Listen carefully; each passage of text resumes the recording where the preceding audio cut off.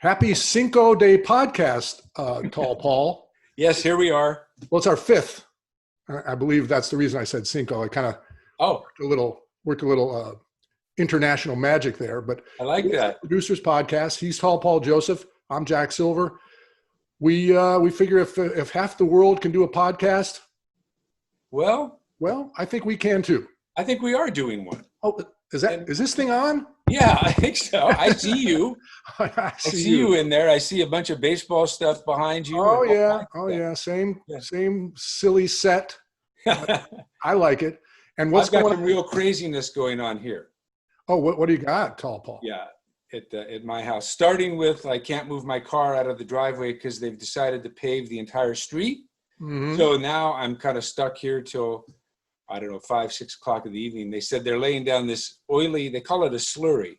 It's like an oily, I was out there watching it, a surface type gook that they lay down instead of, this is in lieu of paving because it costs too much to pave these days. Got so it. They lay this down, it lasts a few years. So anyway, you cannot move. Oh. So I had to run down and move my car way down the street so that I could get out if I had to. So that's the one thing, Jackson. On the other side of this, I've had people here because, I had the gas leak and they tore up my entire lawn all the way around my house. I'm not laughing at you. I'm laughing with you. No, you're laughing at me. It's okay. But so now they're just dumping all the dirt back in. Then the guy came to my door and said, well, we're done, ready to go. And I said, wait a minute. I said, all my lawn is torn up, completely gone. It was brand new all around my house. Mm-hmm. So now I'm talking to them about they're going to replace my lawn and do all that stuff, Well, I think one quick thing about being home and being quarantined or working out of the house. Yes. There is so much crap going on in these neighborhoods. I mean, I would hate to be your next door neighbor, Paul. Because, I know. Between all the stuff going on in your front lawn, the gas leaks, the this, the that. I'm a good neighbor. I really am a good neighbor. You're a good neighbor. Go away. I watch their house. I pick up their papers. You're a little noisy though. And I'm a bit noisy. I got a lot going on. And then just to transfer, Jack, from the front of the house to the back. Oh. My pool guy yesterday told me that I have 1, 2, maybe 3 gigantic leaks in my pool. He said, are you noticing your water bill going up? I said, yeah. Okay. And he said, you're losing a lot of water. So now I've hired a leak detection service that's coming Monday. Got it. So now that we've gotten the front of the house kind of in order, sure, we'll move to the back of the house. Oh, and by the way, my awning. There's more? Yeah, on the top of my house, the awning on the right side that kind of just over a little balcony. There can't be a problem with that. Jack, trust me. It's ripped. And they were supposed to be built in with wind socks, they call it. There are no wind socks, so the thing is ripping apart. So they had to come take it down. They said they're going to put the wind socks in it and all that stuff. Well, that's the beauty of home ownership and being at home. And you're right in the middle of this thing. Ironically, and I'm not BSing you. Yeah. I have a leak in the pool. I have a rental property, a house I used to live in. Okay. And I'm doing the same thing. And here's the only problem, Paul. The leak detection is just the first step in the ongoing procedure that'll happen. So first they'll find the leak, then they'll need to fix the leak, then they'll need to, the best one was the pool guy said, we might have to rip up all the concrete. Oh, I go, pal, you ain't ripping up concrete. No.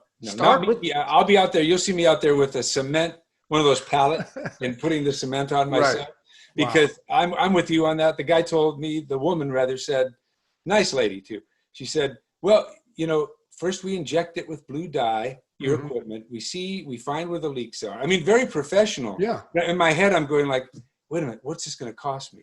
Right. Well, okay. Let's move on because I'm ready to jump off out the window as it is. And well, let's talk about people that are about to jump off the window, like all these Karens. We follow the Karen stories. I love them. I love the Karens. Well, there's one to fuel your soul every day. We've had like the top 5 Karen stories with the masks and all that. Right. Every time we do the podcast and we talk about the COVID or the racial civil unrest due to racial tensions. Right. Everything goes back to these entitled, middle-aged Caucasian women who seem to reach new heights with stupidity. They have to get their voice heard. Right. Whether it's screaming at Asian people in Orange County or screaming at Hispanic people in the 7-Eleven or the convenience store. Right. Don't tell me you found one that's beat all the rest of the ones we've already talked about. No, I will tell you. Oh, I will tell you, because this one kind of takes the cake, Yeah. I think. I mean, imagine this. I'll set the scene. Imagine you being in a Verizon store, and you're there, looking at the phones like we all like to do, picking out the latest iPhone or whatever phone, the Galaxy, whatever you want. Yeah. Anyway, in walks this lady, and she's greeted by some staff members that say, "Ma'am, you're going to need to put on your mask." Oh, okay. To this, she starts an immediate argument about why she doesn't have to wear a mask and why it's her prerogative not to wear a mask in the store. Wow. At which time they say, "Ma'am, if you're not going to put on a mask, you cannot come in the store." You see the signs outside. Sure. That's what it says. No. Okay, so this lady proceeds to argue for about 10 minutes. Then, under her own power, she moves to the middle of the store, drops her pants, and ceremoniously pees all over their floor. Wait a In second. front of a nice crowd of people. She drops her pants. She just pees right there on the floor, like a dog. Like a dog. Yeah. See, what I always say about the Karens, Paul, and you know this, it's got to stop, and it's got to stop today. Mm-hmm. Because if you're telling me that the lady's urinating on the floor at the Verizon store, that's what she did. As a protest. I've never heard of it like that. Yeah. It makes no sense. In other words, if you want to protest mask wearing, yes, then protest mask wearing. Maybe verbalize it, maybe hold up a sign saying, "I don't want to wear masks," anything. Yeah. How does dropping your trousers and urinating on the floor of a Verizon store help your cause? Well, yeah, I mean, it doesn't. A, it doesn't. B, indecent exposure. So, I mean, it's something separate from refusing to wear the mask. You can be arrested for that. Yeah. And not that it matters, but let me guess. This Karen should not be taking her pants off anywhere, let alone the Verizon store. Dead on. Dead on, right? Yeah, I mean, usually it's not. Yeah, you'd be better off not doing that. But then the police, to finish the story, the police arrest her. They take her to her car. They open the car door, and out falls a pile of Dick's Sporting Goods equipment and clothing that she has just stolen from the store before. No way. So they really got a great one with her. They got a great pick. So well, that's an amazing. So yeah, she's definitely number one. Then got to put her on our list as number one for now. But here's the problem, Paul. Next week there'll be a better one. Trust me, these Karens they won't stop. But the issue of not wearing masks. Yeah. That's another thing that's oh so very tiring. Aubrey Huff, a former Major League Baseball player. Well, he played for Tampa Bay Rays. Does that still qualify as a baseball player? That's not a real team. I know. Right. But also, I think the Baltimore Orioles, which is even worse. But the point I'm bringing up is he's been posting on YouTube some very anti-mask sentiments that are being distributed because he played in the major leagues. Right. And it's a hoax. It's a plan against the president. When in reality, Aubrey and the P lady at the Verizon store, we're just trying to help all of us. So if all it means is putting on a mask when you get into the Verizon store, do that. You don't have to wear it all the time in your house if you feel more comfortable. But if you're in social settings, Aubrey and Verizon urination lady, yes, put on the mask and let's stop this nonsense. And by the way, even President Trump. How about that? He's come around. So it took him a little while. He's a little slow on the draw with the mask. But he got it. But he got it. I mean, the numbers don't lie. By the way, Aubrey, take a look at the numbers. Since people decided not to wear a mask, it has jumped back up. Right. And every medical official who I put a lot of faith in, and we all do, says wear a mask and this thing will flatten out and we'll be done with it. If we can just have a little social responsibility, it's like wearing a seatbelt. Sure. We buckle up to save lives and save our own lives. Right. It's like everything else we do, wear a mask and let's get this nonsense over so we can move on with life, And it seems it's the big three: wear the mask, wash the hands, social distancing. It's not I can't understand why it's such a big issue. And it seems like it's politicized or it's, it's an older person, younger person thing. It shouldn't be. So, all right. So everybody, we're wearing masks. Let's all agree that let's wear masks. Let's get this over with so we can all go back to work and enjoy life This is the worst thing in 100 years that's ever happened to us in terms Sure. of medical. And we can get over it if we'll just pull together and do it. And I just want to do it because I'm tired of sitting in my house. Oh, One no, out. I have had, to quote a friend of mine, I've had a Canadian ass full of this inside the house crap. I hope he was a Canadian. No, I don't even know why he referenced that, but Yeah. it's funny, so we'll say it. But the answer is we're all sick of that. And what we really want to do is get back to the real life, the ongoing stuff that we like sports. How about that? Like the MLB that starts this week. How about that? I'm excited about it. And I've been watching some of the games. I mean, it does look a little strange when there's no crowd, no fans in the stands. well, we've got it. They have the cure for that, right? And we have, I think, why don't we put up a picture of that because stand by, photo coming. Yeah. Producing Tall Paul. Yes. Uh-oh. There we go. So you got that. Now I question why there needs to be a security guy there. Because clearly, who's going to make a move? Nobody's moving. And but I guess maybe for looks they put the security guy there. But he seems to be looking at the cardboard people like they're going to move or something, right? Or throw something out onto the field. And my feeling about this, because I've been watching the games, this kind of looks cute for about a half an inning, right? And then it's like, come on, dog. It looks a little silly, and especially the one I was watching last night was the front row of the Dodgers. So they had Mary Hart, her husband, all that.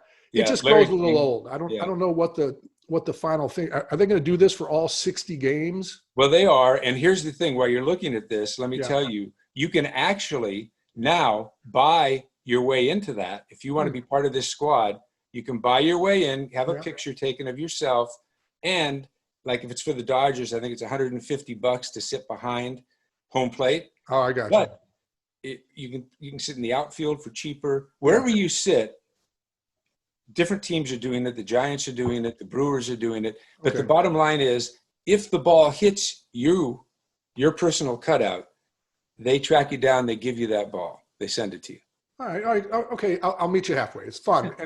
And at least it's doing something. Now, the truth is the announcers some of them aren't at the ballpark.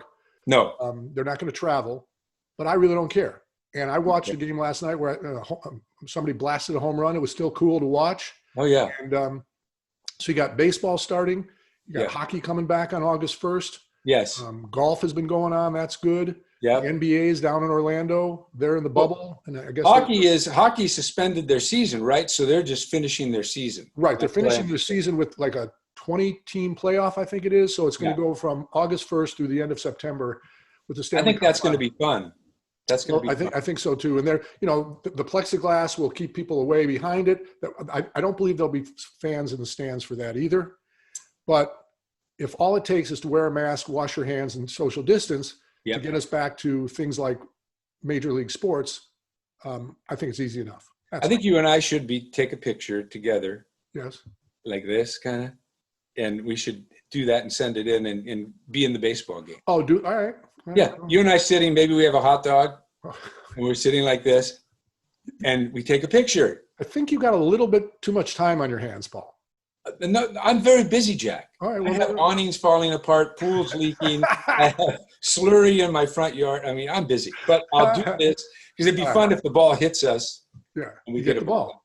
Well, all right. Let's work on that separate. That wasn't on the rundown. I wasn't ready to do. I have a tendency to throw things in if case you haven't. That's actually a cute idea. And if we were doing a morning show on a radio station, that would make sense. Wait a minute.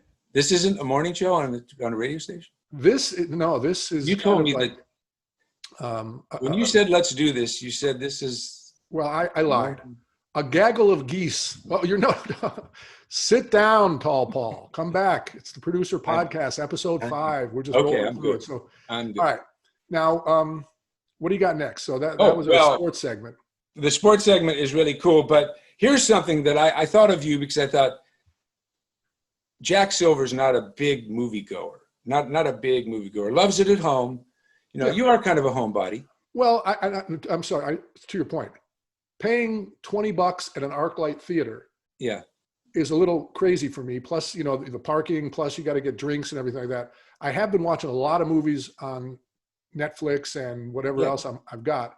But you miss the experience. I mean, the reason you go to a movie theater is for the sound and the great screen and just the feel of. Right. And what I really miss is that a-hole behind me talking through the whole thing. Well, now we're checking their phones, and right. there's a yin and a yang. But I have something for you.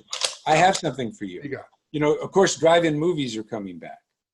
But this, with they're taking Walmart parking lots, they're putting up big screens. You drive your car in, you sit there, now you tune in on the FM to a certain dial position and you listen.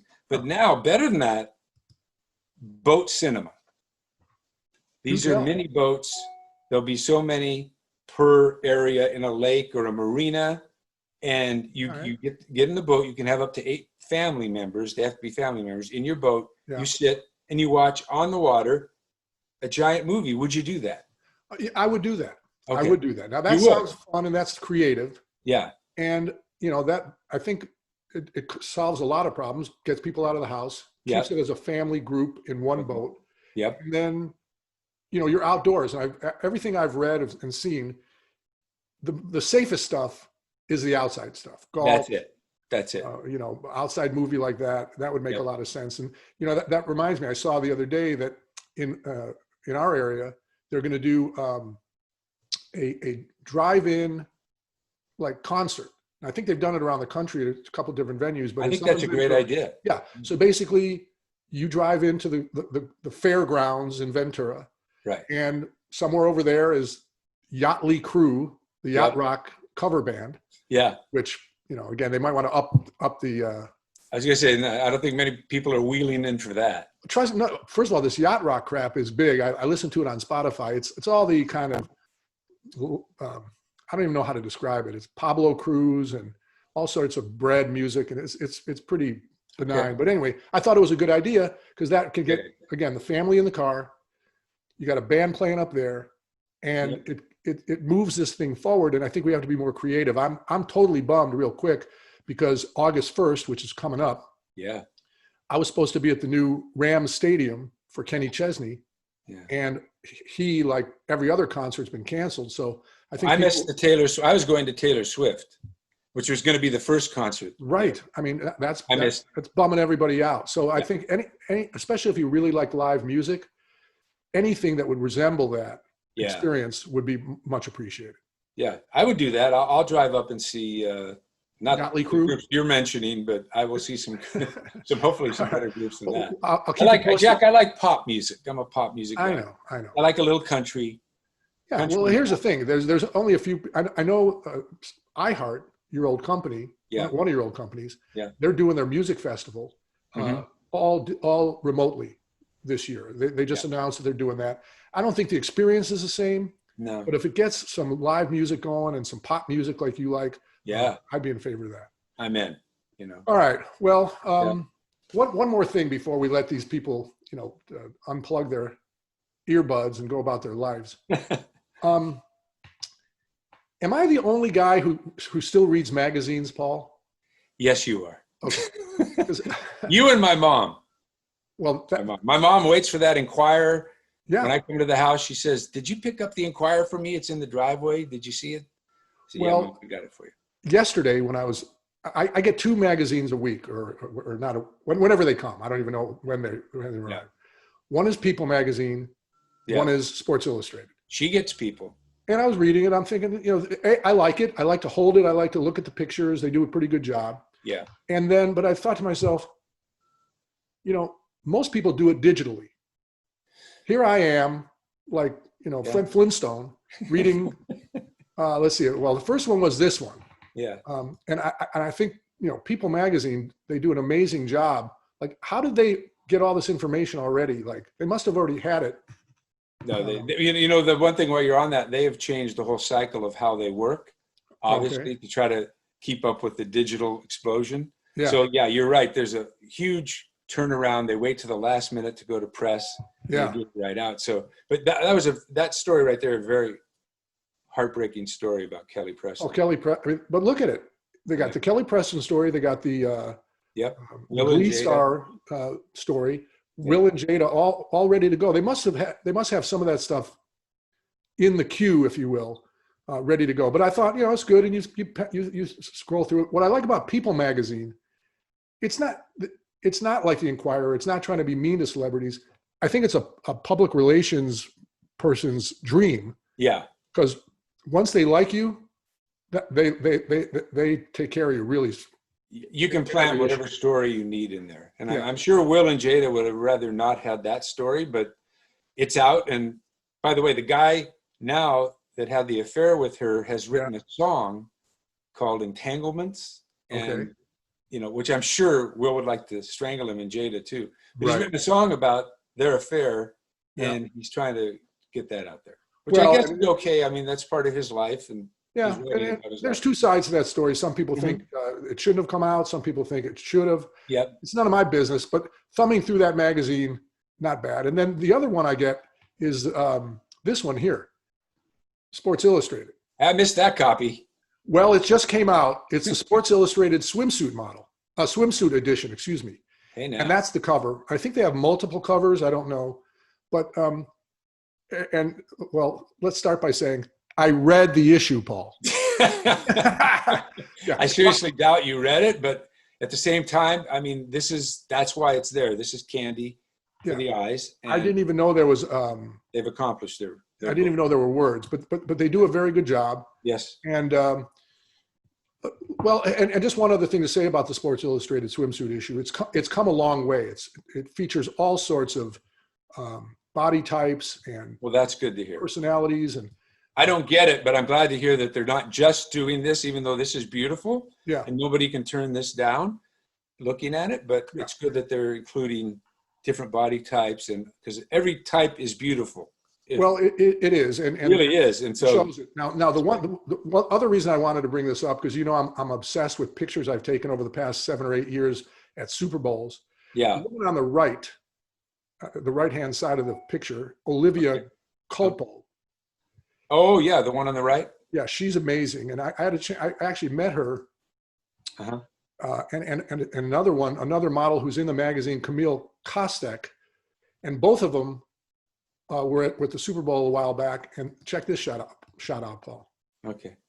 You like that shot? There they are. So you got Olivia on the right and Camille on the left, and the interesting story about both of them. Yeah. Camille on the left, the blonde, that's Rob Gronkowski's girlfriend. I was going to say that name. I was trying to think of where I heard that name. And I saw an interview with she and Rob. It was good. Right. So she's Gronk's girlfriend. Yeah. And I think she used to be a New England Patriot cheerleader. Right. And on the right is Olivia, who when I met her, when she came to the set and she appeared on the show, she was dating Danny Amendola of the Patriots. Oh, wow. But I did a little research, Paul, because, it's the producer's podcast, so you got to get some information. Well, we have a vast staff to do that, Jeff. Oh, yes, vast. You just call on them. And she the 4 people she dated of note, she started with Nick Jonas, advanced on to Tim Tebow. Wow. Then Olivia dated Danny Amendola, and now she's dating Christian McCaffrey of the Carolina Panthers. Wow, she likes the NFL. She sure does, and the NFL likes her. Yeah. and she's going through the NFL like a hot knife through butter. She's running much harder than Kristen is. Well, she does a great job. And I just thought, again, magazines are fun. You get a little side story every once in a while. And you're a stalker. Hey, I've got these pictures, bro. I'm going to whip them out when I can. Pictures. Don't use that terminology. I know. All right, bro. You good with that? You think? I'm good. It's been fun.